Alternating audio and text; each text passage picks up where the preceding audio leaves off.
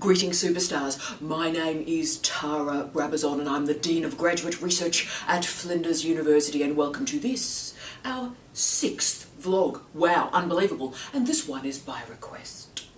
Big hello to David, who requested a session on procrastination. Fantastic suggestion, and I've been working pretty hard on it for the last week.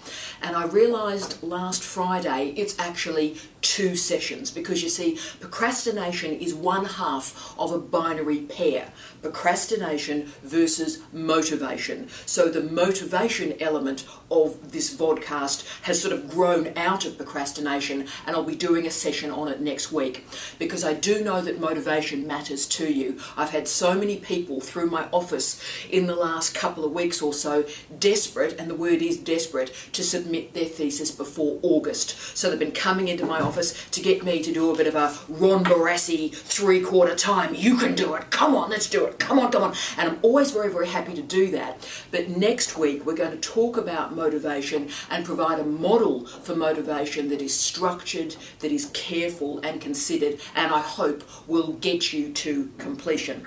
And so that therefore leaves us with the old bitter dog that is procrastination, which is the topic of what we're doing today. So I need to do a big shout out to the wonderful David for the great suggestion, a hello to Sarah, to the wonderful Sharon, to Jane who visited me yesterday. She is absolutely fantastic, and also big love to Queen Anna.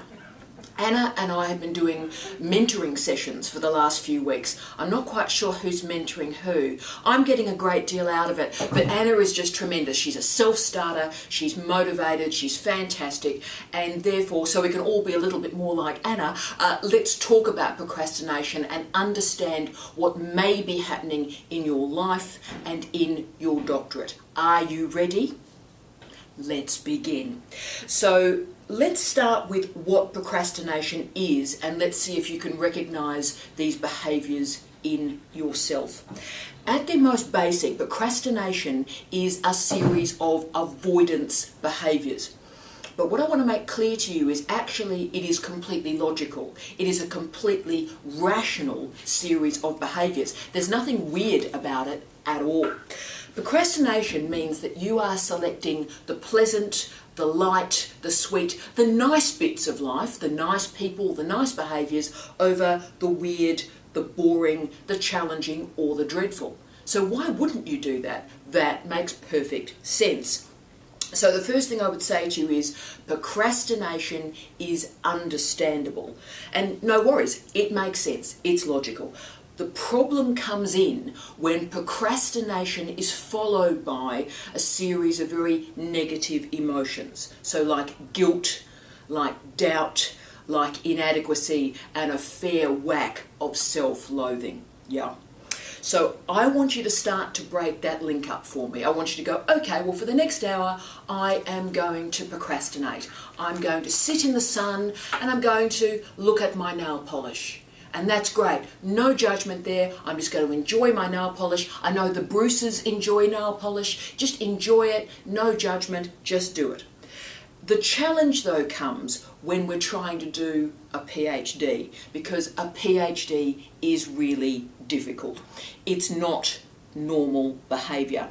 Completing a PhD is extraordinary, and therefore the normal or the normative patterns of life don't always fit effectively when you're trying to fit a thesis into it. Procrastination, when it emerges in higher education, and a lot of great studies happened on this in the late 1980s particularly, when procrastination started to emerge in undergraduate and postgraduate students, it had a very interesting cause.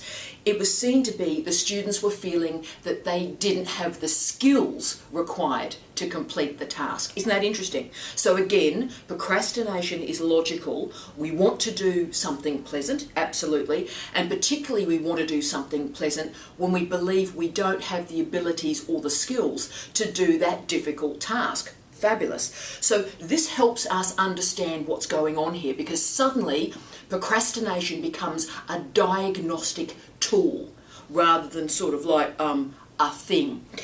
What procrastination is telling us is some information about you, about your worries, about what you're frightened of, or very interestingly, perhaps skills you believe you do not have. A PhD is challenging every single day because it is an original contribution to knowledge. Think about the amazingness of that. You are doing something that nobody else on the planet has realised. How fabulous. So you're discovering something new, but I absolutely understand that that is frightening. It's a lot easier to watch morning television. It's a lot easier to watch Game of Thrones. I get that. So what I'm going to do for you right now is present the 5 causes of procrastination, some of which you may show, but then some quick and dirty and rapid tips that you can deploy to remove procrastination from your environment, from your context. So the first cause of procrastination is perfectionism. So you want your thesis, your chapter, your lab work, your interview to be perfect. Wonderful people, let that go.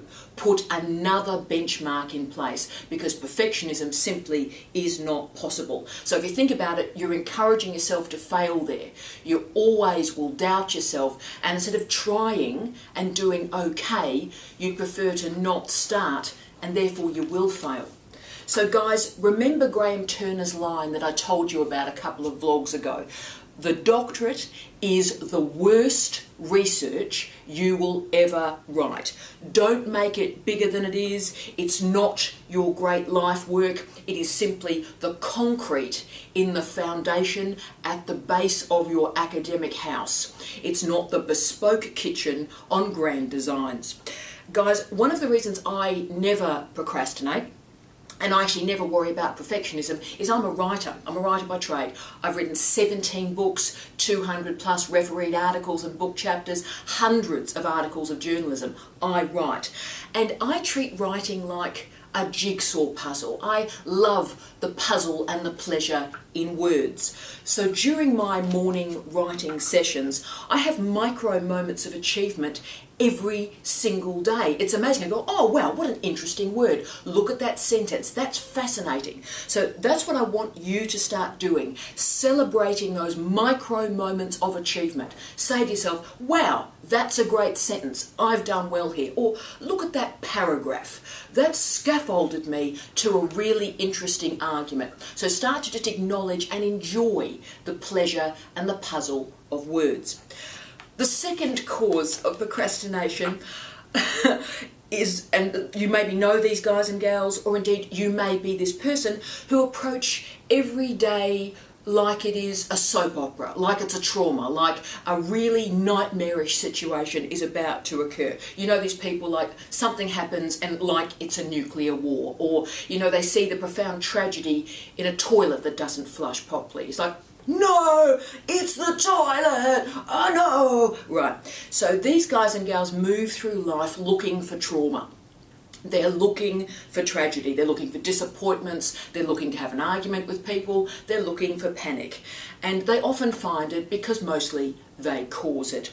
So this heightened emotional state creates the context for procrastination. How? Well, Sally's just had an argument with her boyfriend, and I can't go to the library and work on the thesis because she needs me. I'm her best friend. She can't manage without me. I was going to start writing, but I've run out of milk, and the local shop doesn't have that nice organic calcium enriched milk, so it looks like now I'll have to go and do the big weekly shop. So I was going to write, but I haven't got any milk, so I have to go shopping. My sister is such a cow. She wants me to do the laundry, and she knows I'm working on a thesis. She knows. I think she's jealous of me. She knows she couldn't do a thesis, and so she's talking about laundry and housework, but really she's just jealous and bitter. Right, so make the decision that you're not going to live your life like an episode of Bold and the Beautiful. None of us matters that much. If you don't have milk in your coffee, the world will not end. Sally and her boyfriend argue every day. It's none of your business, and your sister has a right to live in a clean house. That is not jealousy, that is personal hygiene. So turn the volume down a little bit on life's intrigues. You are not Brooke Logan in Bold and the Beautiful, sighing, crying, arguing or biting your lip in a really interesting way. Make a decision to live a calm and a controlled life. Remember, 99% of what happens every single day is irrelevant, pointless, and frequently a bit silly. Let it go. The third cause of procrastination, and this one is the really serious one for doctoral candidates, this is the one that can be a real showstopper, is the blaming of others. So I can't write my thesis because, and shall we do the full catalogue of trauma right now? Let's do it.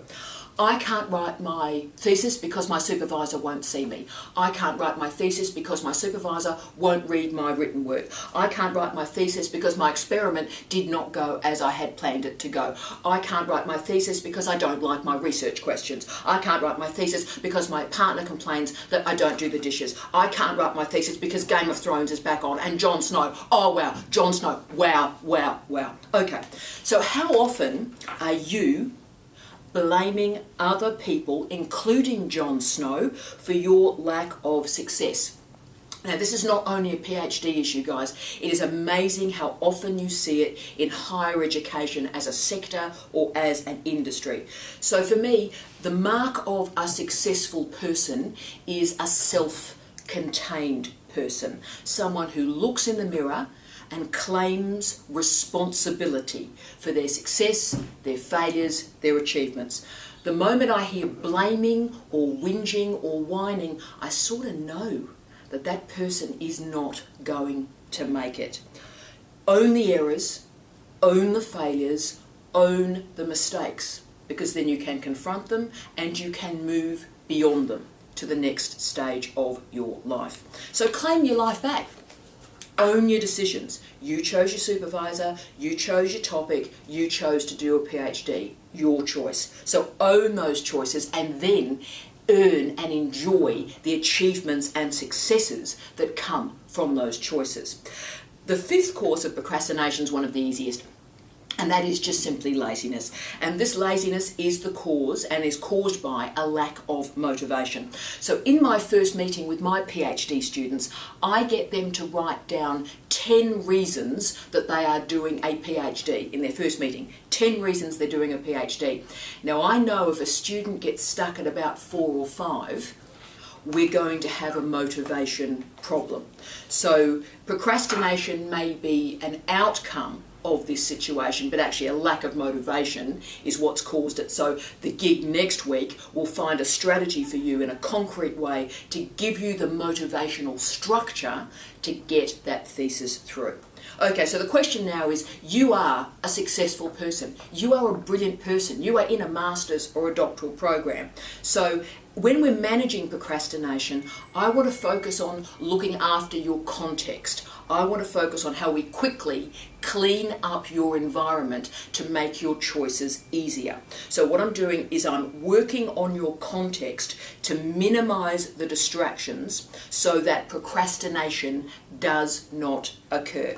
So what do? Let's do some really quick and easy things to help you. Firstly, set a clear working time. So give yourself a start time, give yourself an end time, and be clear that it's working time. No internet, no interruptions. And I think we all know 30 minutes without interruptions can be worth 6 hours while you're daydreaming.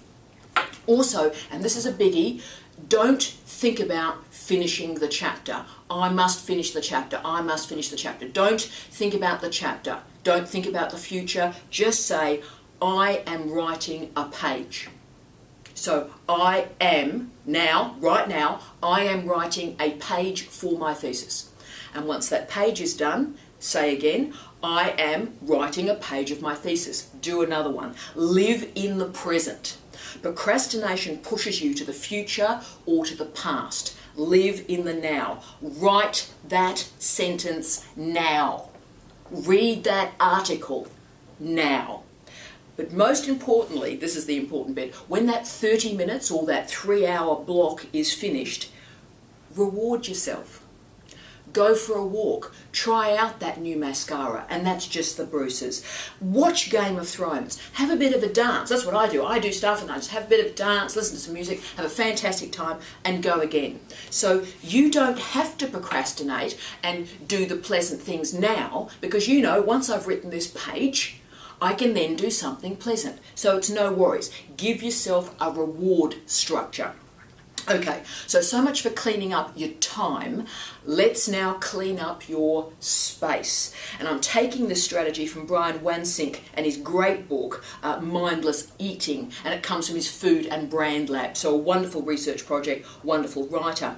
And he argued that the reason why the population is increasingly obese is not about individual choices, but about people being in an obese-neogenic environment. So that means we're surrounded by food. Even when we're not eating, we're thinking about eating.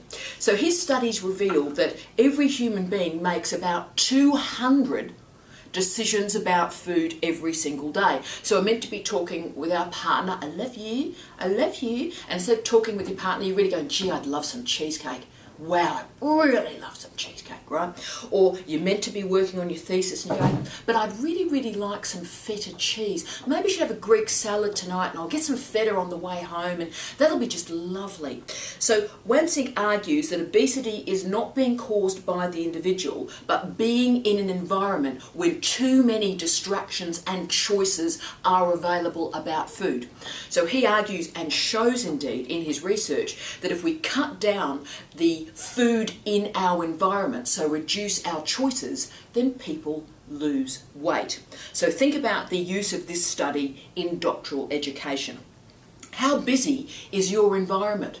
How many distractions exist in your environment right now? So you're endlessly choosing and making decisions, and it makes you busy. That increases procrastination. So what we're going to do is we're going to reduce the choices that you are making by removing stuff from your environment. What we're doing is we're creating a routine so that you're not thinking about what other stuff you could be doing. Routines block distractions. Routines block procrastination. Now, I don't procrastinate because I have a really rigid routine that I have maintained for 20 years. I don't even think about what I'm doing. I just go through the routine. I don't judge myself. I don't have a negative thought in my head. Every day I know I give my best, I'm happy with the universe, and then I move to the next day. But my focus is always on moving forward. Some days it's a single step, and that's great. Other days it's 10 mile, and that's great. Momentum has meaning.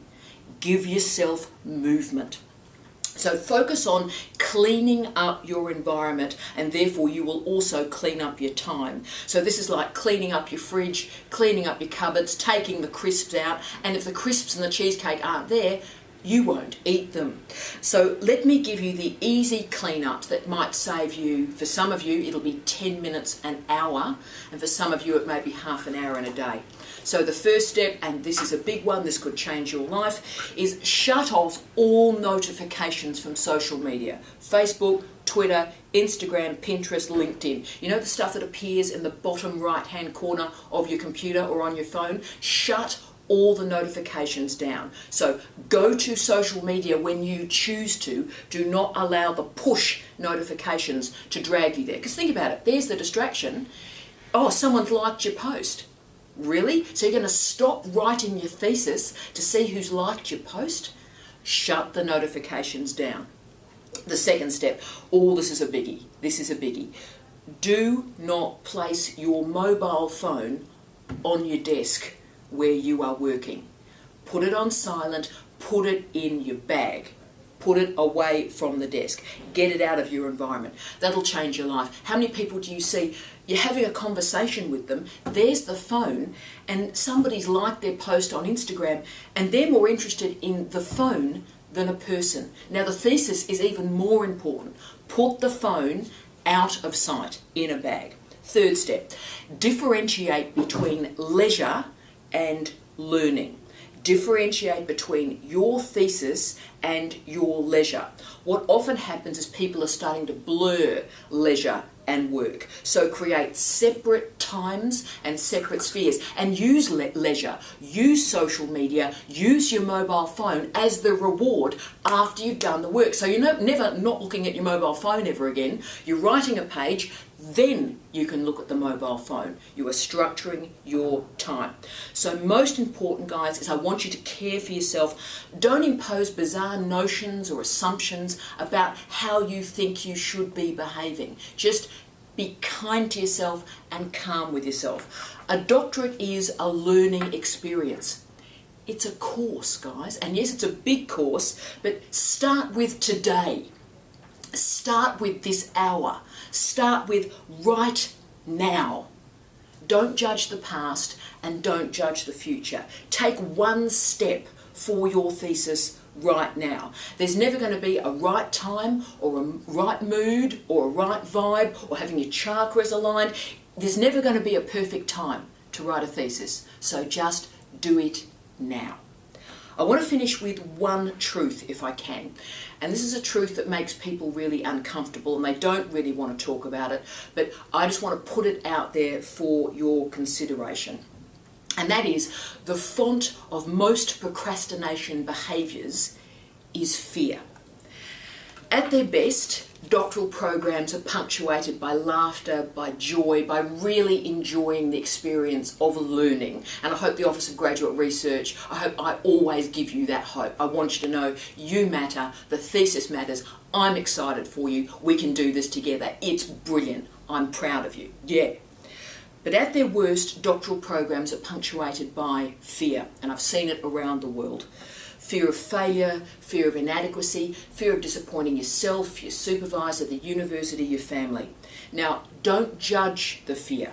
The one thing I promise you is you get older, you get more experienced, the fear goes away.